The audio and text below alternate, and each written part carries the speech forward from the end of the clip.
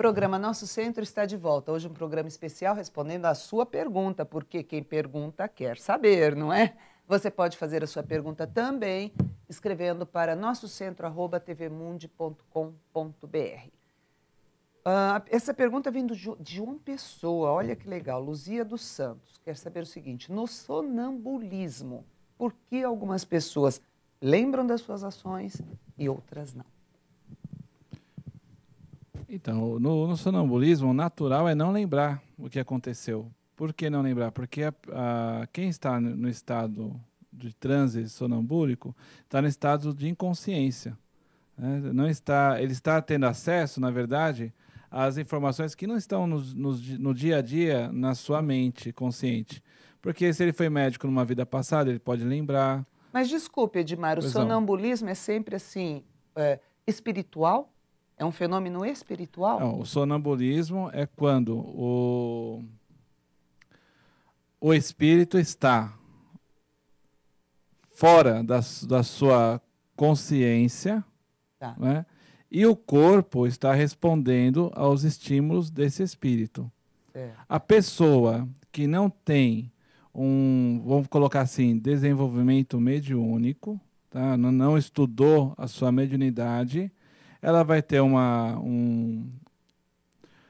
crise sonambúlica, vamos colocar assim, sem nenhum objetivo superior. Então vai até a cozinha, abre a geladeira e volta, e quando acorda no dia seguinte não lembra que fez isso. Certo? Aquele que estuda essa faculdade mediúnica que possui, consegue atingir ideais, vamos colocar assim, superiores dessa faculdade mediúnica. Então ele pode utilizar para coisas mais úteis do que ir abrir a geladeira, né? É claro que o sonambulismo deve ter também explicação para causas orgânicas que a medicina deve estudar. Mas, em potencial, quem tem essas crises também deve ter mediunidade, e essa mediunidade deve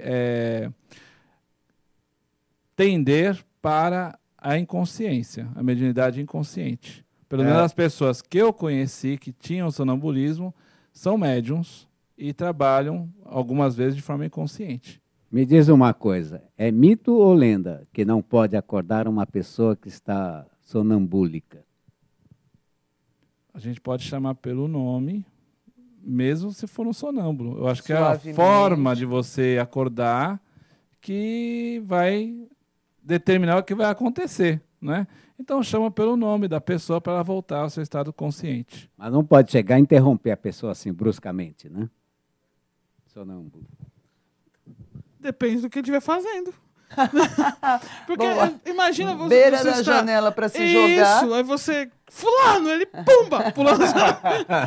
Porque para não acordá-lo abruptamente. Aliás, a gente não deve acordar ninguém abruptamente. É verdade. Muito menos o sonâmbulo. Porque o cara tá lá, por exemplo, vamos dar o exemplo do Edmar. O cara na geladeira pegando uma jarra de água. Você chama ele abruptamente, ele derruba aquela jarra de vidro, se machuca, etc. Então, por isso, por respeito até, com um pouco mais de cuidado, né? Tudo bem? Cássia Tavares, de São Paulo, pergunta o seguinte: a pílula do dia seguinte é considerada aborto, mesmo que não tenha havido fecundação ainda e esta tenha evitado que ela ocorresse? Quer dizer, na verdade, ela está perguntando se é abortiva. É isso. Então, porque, na verdade, a pílula do dia seguinte, ela não impede a fecundação. A fecundação acontece lá com o espermatozoide sendo introduzido no óvulo. Ela impede a fixação do feto no útero, tá? E age até 72 horas depois. Do ponto de vista da ciência médica, não é considerada abortiva porque a ciência entende que a gravidez só começa quando há fixação do feto no útero. Agora, do ponto de vista espiritual, a reencarnação se inicia no imediato momento em que o espermatozoide se une ao óvulo. Neste momento, há a fixação do espírito. Então, portanto, a pílula do dia seguinte é abortiva. Eu quero abordar uma outra questão já. Pode complementar. Não, Edmar. é que a gente conversou um pouquinho sobre isso Aham. e nem sempre, quando a pessoa toma a pílula no dia seguinte, já ocorreu a fecundação e tem um espírito reencarnando. Há casos que não aconteceu. Sim, Mas a mulher não estava em período fértil, ela não engravidou. isso. E aí também a pílula foi eficaz para o seu propósito, porque o propósito da pílula é evitar justamente que um espírito reencarne. Esse é o propósito da pílula. Então, quando isso acontece, Gente, que sério. quando ela atinge esse objetivo, né, daquilo que é o seu uso, ela é abortiva. Só que algumas vezes não tem espírito reencarnando, não tem fecundação. Então é uma precaução que a mulher tem para não evitar a gravidez. E pode ser que não ocorreu o aborto, porque senão todo mundo está nos assistindo e fala assim, eu tomei a pílula. Aham. Eu cometi o aborto. Nós não sabemos se cometeu ou não, né? Mas o objetivo da pílula é este. Tem outros meios para se Então, eu ia evitar a tocar gravidez. nisso, a anticoncepção, né? Como é que o espiritismo encara? A anticoncepção não é um A fenômeno- pílula anticoncepcional. A pílula anticoncepcional não é abortiva, porque, na verdade, ela vai impedir a ovulação. Não vai haver essa Não fecundação. vai haver essa fecundação. Portanto, espiritualmente, a pessoa não está cometendo uma agressão, uma Não. infração. Vamos pensar o que é o aborto do ponto de vista espiritual. O aborto, do ponto de vista espiritual, o que o Edmar acabou de falar, é você impede a reencarnação de um espírito. Né? Então, todos os métodos contraceptivos que não façam isso, não vão impedir a formação do corpo físico, não vão expulsar o corpo físico, não são abortivos. Neste caso, ela vai impedir o quê? A ovulação. Uhum. Né? A camisinha vai impedir, de novo, Boa. a fecundação. Por quê? Porque o espermatozoide não vai chegar lá no óvulo. Então, esses métodos contraceptivos não são abortivos. Puxa, e aí, se eu fizer aborto, qual a consequência? Você está impedindo a reencarnação de um espírito que foi programada. E a reencarnação é sempre uma oportunidade para quem vai reencarnar e para quem está recebendo este espírito.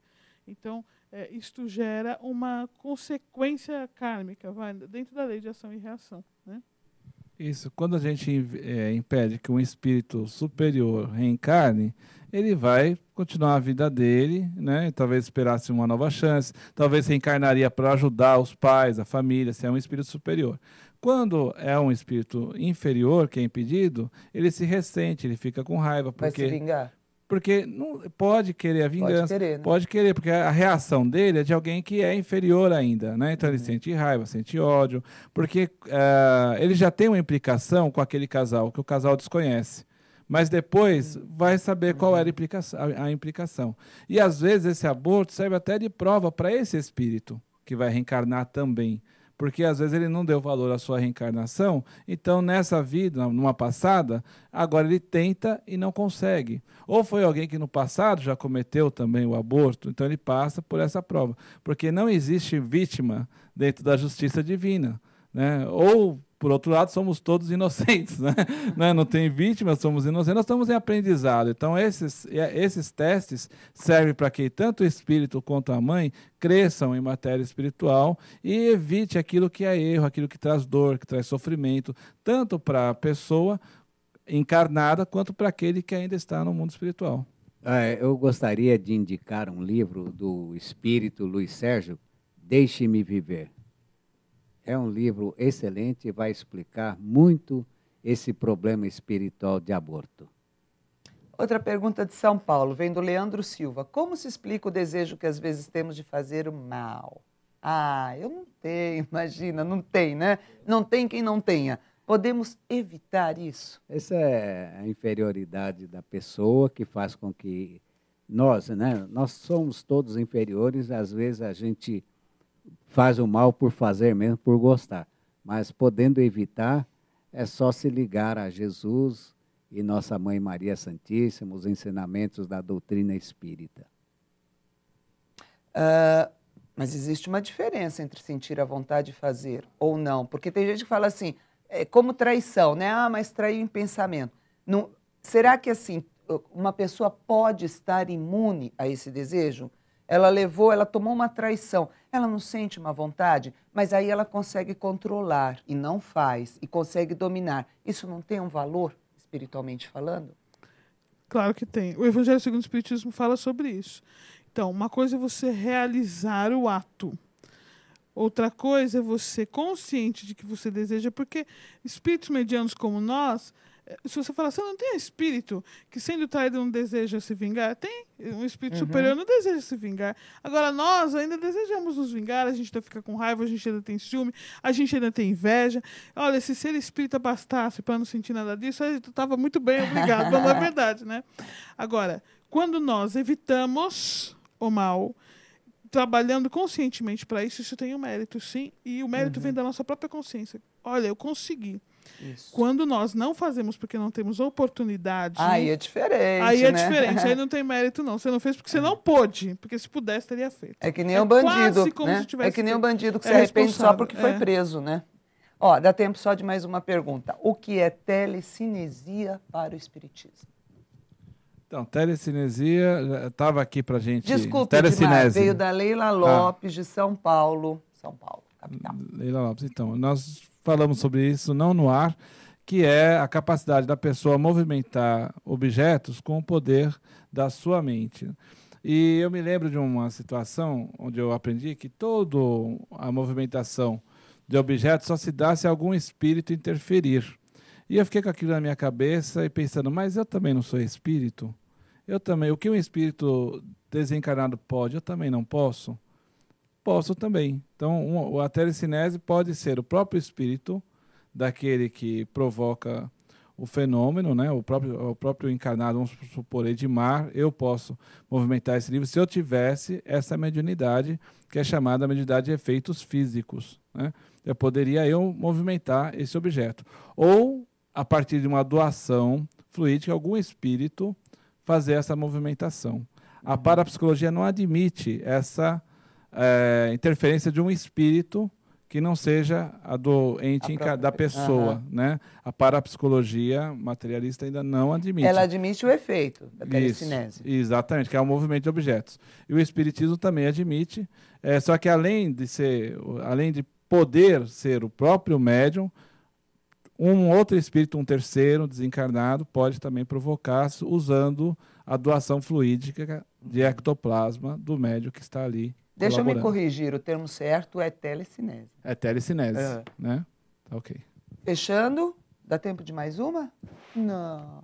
Então, o nosso centro vai ficando por aqui, agradecendo Carlos Brito, que é presidente da USE Distrital Tucuruvi, que vai falar sobre o site. Você pode saber tudo nesse site, como é que funciona a USE. É muito bacana o site, hein? usetucuruvi.org.br. Até uma próxima, Brito. Até uma próxima, se Deus quiser. Sandra Calado. Um beijo, até a próxima. E Edmar Galves. E mande a sua pergunta, nosso centro@tvmundi.com.br, né? Dando, a gente responde. Aí é que tá. Vamos fazer mais programas assim para sempre atender a sua vontade, a sua dúvida, a sua necessidade. Muito obrigada. Fique com Deus.